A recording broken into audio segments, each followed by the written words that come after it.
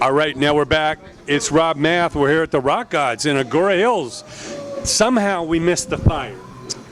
It's like I mean, you know, the fire went everywhere around this area. it's crazy. We thought maybe might not even happen. I know, so yeah, and our hearts go out to everybody affected by this. A lot of stuff going on in this area. Yeah. I mean, from Thousand Oaks to Malibu, it was like an inferno. Yeah, it's pretty crazy, but thankfully, thank God, we're all here, and we're able to move forward and put on this awesome event, for the Rock Gods. Music is a healing force. And it does, Lord, we need it.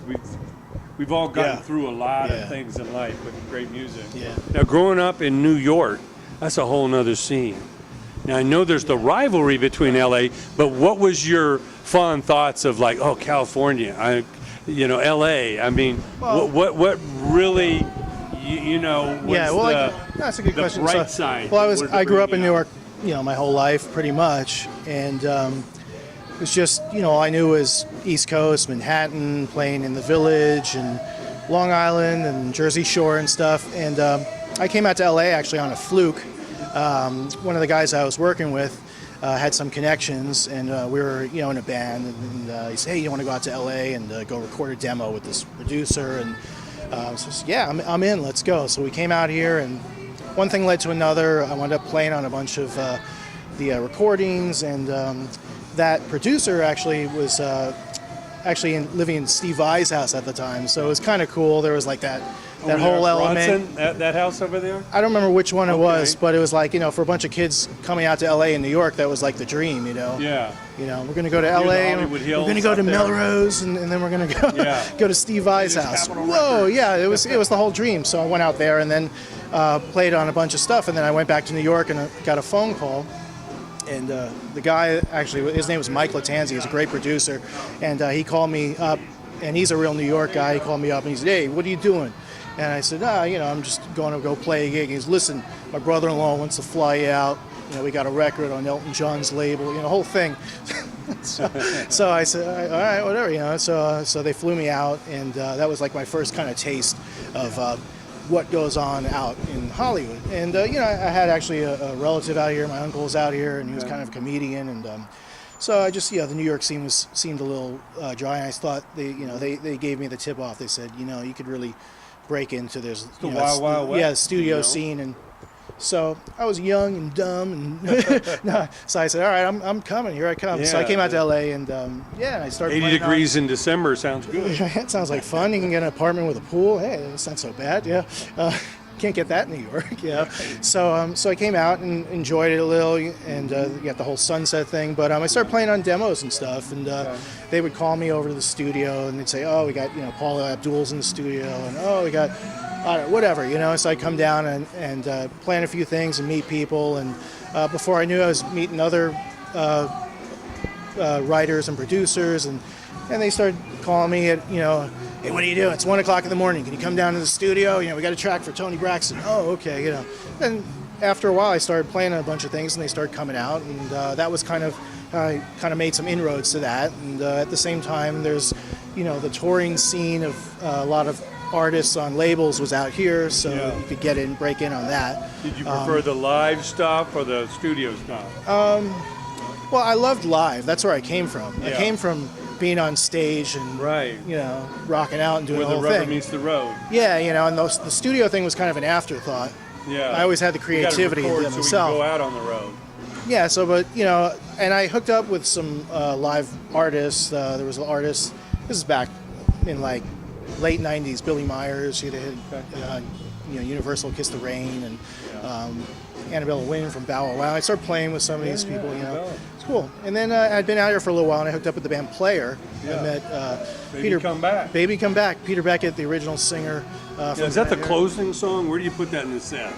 Is that the ending? Yeah, no, it's like the second to last or third to last song. Yeah. You always wonder. Yeah. You know what I mean? Yeah, we ride it out as long as we can. Yeah, I've seen some bands come out and they play their big hit first. They're just like, and that's it. We got a set. Over. No. I mean, literally, I saw the Arctic Monkeys. The only song anybody knew, they opened with it. It was like Yeah. hey, we got a lot more songs. If you Sure. think that's the only one, Yeah. you know, we but kind of ramp up to it. yeah, you know, no, yeah. I know it's difficult. I see a lot of the heritage acts here, and Right.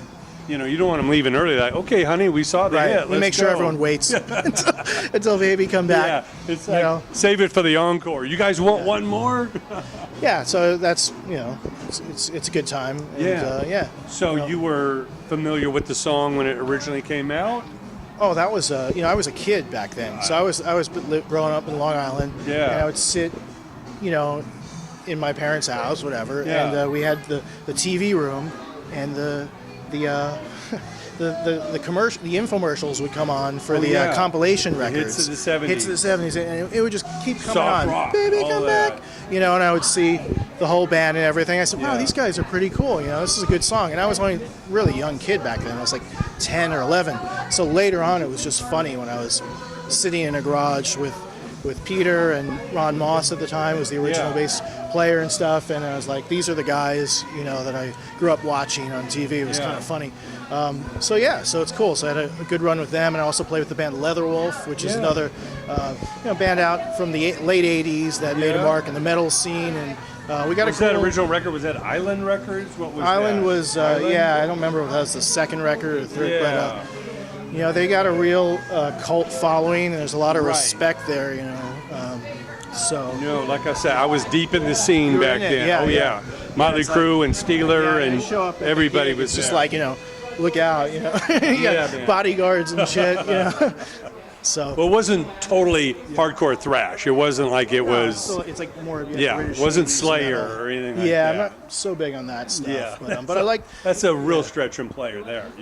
Oh yeah. That's what people said to me when I was in Player. People say, so you're kind of have like this alter ego, you play in this heavy metal band, and I grew up on '80s metal. That was my time. I was probably about 15 or 16. I was dressed up like George Lynch. Some great music, Yeah, it was the best stuff. Yeah. So I mean, we're all inspired by that '70s stuff. Van Halen from Pasadena over here, and Aerosmith from Boston, and Van Halen is like that's it. Oh, me. yeah. That's my growing I mean, up. I still, every time I drive by Pasadena, I'm like, man, I just imagine what it was like playing backyard parties with Van Halen playing on your tennis court, in San Marino or something out there. Unbelievable. I just read about all the stories and stuff, And that was the other thing. like- Once I came out here, I was like, oh my God, this is like Well, I the was place lucky that, Van Halen used to go eat pizza. I was lucky enough to work with them in the Yeah. early days Yeah. when they did their first tour. They opened for Black really? Sabbath. And I don't know if you yeah. heard the stories. Every night they smoked Ozzy and Sabbath Oh, really? off the stage.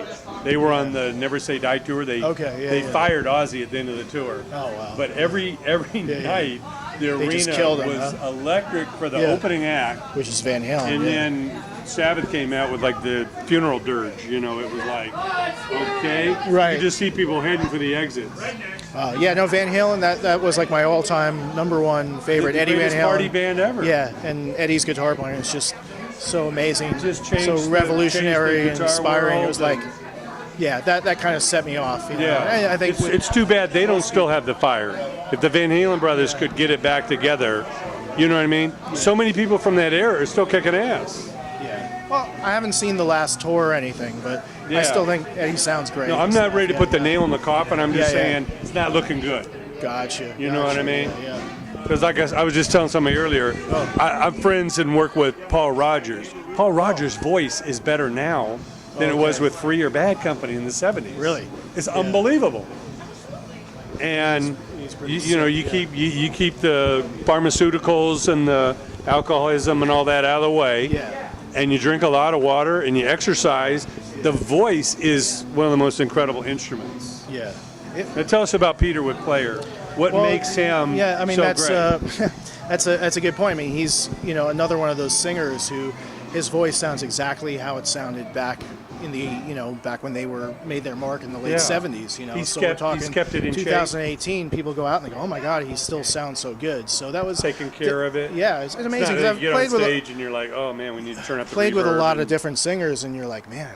Oh, is that guy's the singer? I mean, if she's the singer. What happened? Yeah, really? Okay, but no, he's one of the best I can't wait vocalists to I've see you played guys with. come back here because I know you do the Canyon Club and the Road. Yeah, and we'll be stuff out. like We'll do that. it. Yeah.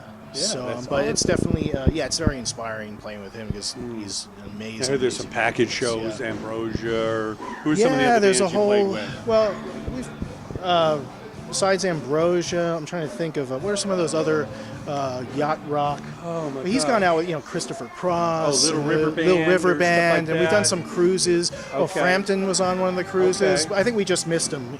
We got off, he got on. Okay. But there's a whole thing. There's like a whole movement now with that Yeah. kind of yacht rock thing. It's amazing. So it's cool. Yeah. It's a good scene. Yeah. Yeah. Well, like I say, I always say the song is the most important thing. Sure, you need good players. Of course, you have to have a good voice to sell it. But it's the songs. After all these years, what do we remember? Even if we don't remember the band, it's the song. Oh, yeah, I know that song. It's true. And the music's not the same nowadays. When you Yeah. put on the radio, it's just every once in a while there's a song that comes along that's memorable that you feel like Yeah. sticks. But if you listen to all those songs in the 70s, in the 60s, late 60s, the 70s, and then the 80s, it's just unbelievable. The quality of the songwriting and the production, guys playing, the whole song. It's like too and- many people using the microwave now. They don't cook I it. think it's the way the music's being written. There's more of this visual thing with a bunch of people looking at a computer screen and Yeah. looking at waveforms. Yeah, I hear for streaming they want shorter songs now, like under 2 minutes. It's Yeah, like, and then damn, is that really a nobody song? has an attention span anymore because everybody's, just looking at their iPhone. I can do it in 2 seconds. By clicking on. Give me this the app, chorus that. and I'm done. Yeah, and it's just, I just see, I think the problem with music is the way people are writing music. It's not as organic, whereas you had to sit on your piano, you had to sit on a guitar, with a guitar, not sit on a guitar. You had to sit with your guitar and you had to actually, sing something or write something and create something that's, memorable. And now you got people moving things around in a computer. Saying, well, let's try this chord. let's If I move copy it and- over here, copy and paste. I know you sang that there, but I'm going to move it over here. And every once in a while, you get something kind of cool. It's like as if you're, using a Photoshop type of program. how You're moving organic is pictures it? around to create a collage or something. But Right. now the band's gotta come in it's just and a try and different learn thing. it. Yeah, not to knock anything. There's some great stuff out there, but if you put on. There's how many songs from the 70s? It's just Yeah. like, wow, song after song after song. It's just Well, incredible. growing up, remember when Yeah. you had to have a record deal because you needed a budget and you had to go in a real studio and hire a Yeah. real producer Yeah, and you had have to have a real mixer and play and yeah. actually be able to sing. I mean, now everybody's got Pro Tools on their desk. That's what I'm saying. It's like even for guys that are studio guys now, it's tough because everybody has sounds so negative, but you have so many people out there that have Pro Tools. And they go, well, if I can play 3 chords, I can play that chord and I can piece it over here and I can piece it over there. So you have a lot of people doing that too. So Yeah. that studio scene is kind of shrunk. Whereas, there was a whole amazing talent for Power studio station player. and the record plant and Somebody that you could roll the tape, and then when they played on that recording, they added a whole feel to it, and there was just this whole other quality that added to the track, that you couldn't get if that live person didn't play on top of that track, and so now with the manipulation of the computers and stuff, you still have that, but it's just pieces and everything. But I still think that you can use the technology and you can write organically, you can still be a great band, and just go in and use the play and write as a great band and use the tools as like an extra. You know what I mean? Yeah. Like, hey, isn't that cool? We can try a couple of different things. I can try, 4 harmonies here, and we can try these, and we can just delete them if we don't like them. But it still comes down to the song. We can cut and paste, we can do this and that, but like have a great melody, still got to have. like this Zeppelin song, Right. this song will be played for 50 years from now. Yeah. It's a great song. It's just it's a great riff. It's a great melody. Everything's cool about it. It's just that simple thing. And then when you break it down, it's like all you got is drums, bass, guitar, and a vocal. Not 1,000 tracks of stuff. no, You know what I mean? So that's harder. It's harder. Can you play it on acoustic guitar? That's what it should come down Exactly. to. Yeah. So it's almost harder to be, simplistic and simple than to be complicated and have a lot of things. But once you find it, once you nail it, it's there's no second guessing it. Yeah. It's just like that's it. So I mean, I'm working with LEATHERWOLF right now, and we're writing some stuff, and it's just, when you get to that point, and it's simple. The melody's there, the guitar riff, drums, it's done. It doesn't need 1,000 vocals. It doesn't need 1,000 parts. It stands on its own, you know. So yeah. So that's you know, that's the challenge these days, you know. But that's cool. I love it. So, Yeah. You know, and it's playing. You got to play. So. Well, we appreciate you spending some time with us. Thanks for coming out. Appreciate it, man. Can't wait to see you come out and see Player, and shit, we'll have to raise our fist for LEATHERWOLF one of these days. Right on. And you know, other acts I probably also play with Tommy Paris from Britney Fox. He was originally the lead singer, and we'll be probably on the road doing some stuff. You got some great guys in that band. You got Les Warner from The Cult, and Brad Lang from Y&T, and you know, just some other little projects. Where's that based at? Well, they're based out of Vegas. Okay. Yeah. So we did our first thing at Vamped in Vegas. Yeah, of course. And actually we opened up for Lynch Mob. Okay. So that was cool. Again, being like a kid in the candy store. I was a huge George Lynch fan. Yeah, George is I remember still seeing doing him in Giant Stadium playing Mr. He was neck and Scary. neck with Eddie Van Halen back in the day. Yeah, He's still so doing it was like it was cool to, you know, go out there. And, George still got the hunger. I think he's in like 6 bands or something. Something like that. Yeah, he's just out there doing it. And he's doing, you know, I see him doing Instagram and all that stuff. Yeah. So I got to get with the times. I'm a little bit behind with all the social media and stuff. But anyway, thanks you guys for checking out the interview. And yeah, we're here at the Rock Gods 2018. Take care. More till next time.